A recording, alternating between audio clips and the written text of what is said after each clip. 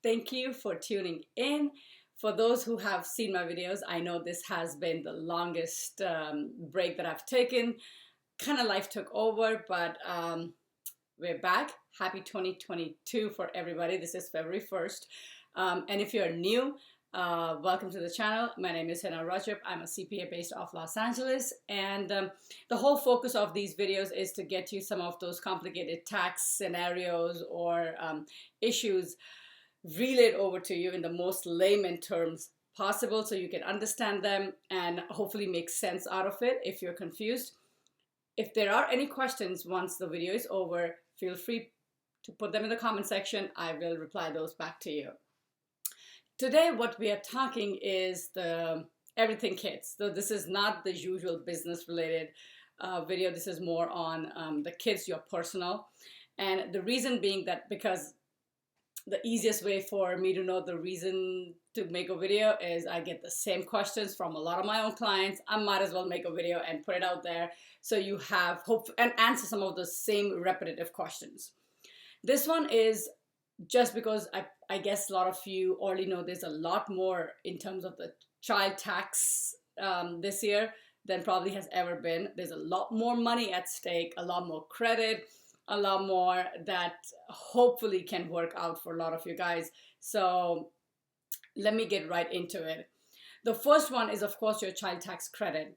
That, as you're all aware, has gone up from $2,000 to $3,000 for the kids under 17 and then $3,600 for under the age of 5. Now, just to clarify for everybody, the $2,000 remains the same. What I mean is, originally, anybody from an AGI standpoint who has $400,000 or less of AGI as a married filing joint and $200,000 for anybody else as a filing status, you qualified depending on the phase-out limits. The staggered limit, at least $2,000 in child credit. Now, the additional $1,000 or $1,600, depending on the age of the kids, is not really for everybody. This one is technically targeting the income levels of $150,000 for married filing joint, $112,000 for head of the household, and $75,000 for single. So again, it is a phase-out concept. You will eventually, if your AGI is more than these limits, you will lose part of it. But everybody still, a larger portion does still qualify for the base of $2,000. But the additional would definitely come down much sooner. Then there's always a $500 for any regular dependent that you may have on file for you adult, like over the age of 17. Now, there is that advanced child tax credit that most of the people got, unless you opted out of it. The only nuance on that one is it is something that the government will tell you to refund if you got it and you should not have received it because you were over the limit. Now, keep an eye for the IRS letter. It's 6419. That's what will tell you how much you got. They are sending it separately to, if you're married filing joint, you and your spouse will get 2 separate letters. And the numbers most likely, if you're married, will be the same. This is generally just for the people who are separated, or the alternate between who is claiming the kids for what year. But keep those keep your eyes out for those letters. You do need it. You need to provide it to your accountant, or you need to keep it for themselves when you file the taxes. The only headache there is, hopefully all of you knew that if you didn't qualify, this is something that you will owe back and would be adjusted in your tax return. If you're not, I'm sorry, that's the bad news. But if you were aware of it and still got it, as long as you're aware and ready to accept, in case you do qualify, or one of those people who should not have received it, you will pay it back. The biggest credit that I really want all of you guys to be aware of is your child care tax credit. And the reason I'm saying that is because that literally skyrocketed this year. Usually we're looking at about $3,000 each child, but just for the tax year 2021, we have $8,000 that each child up to 2 can qualify.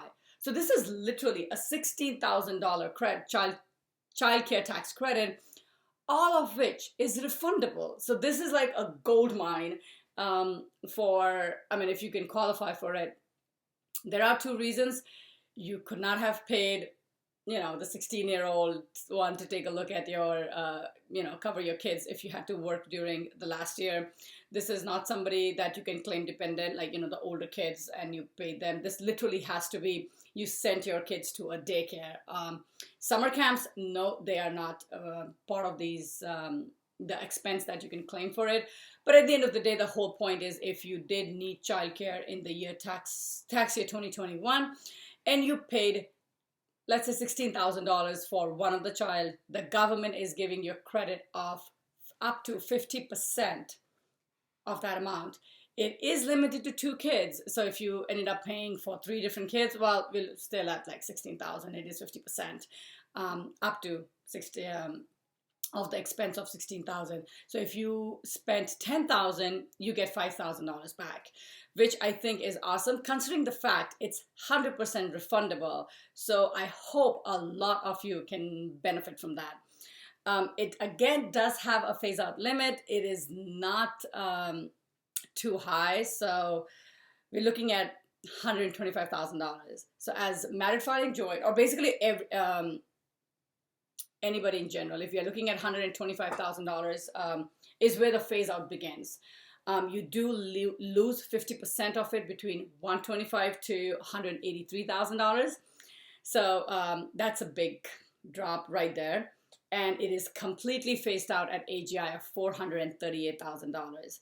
So I'm really hoping a lot of you who did use, I'm assuming a lot of medical people or essential workers did end up sending their kids to some form of a daycare and had that expense.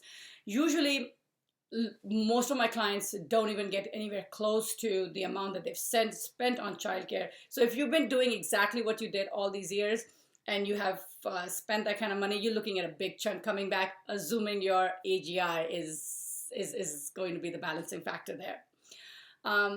I think that should cover your kids scenario. If you have any questions, feel free to put it in the comment section. I will reply. Just a quick note on the side.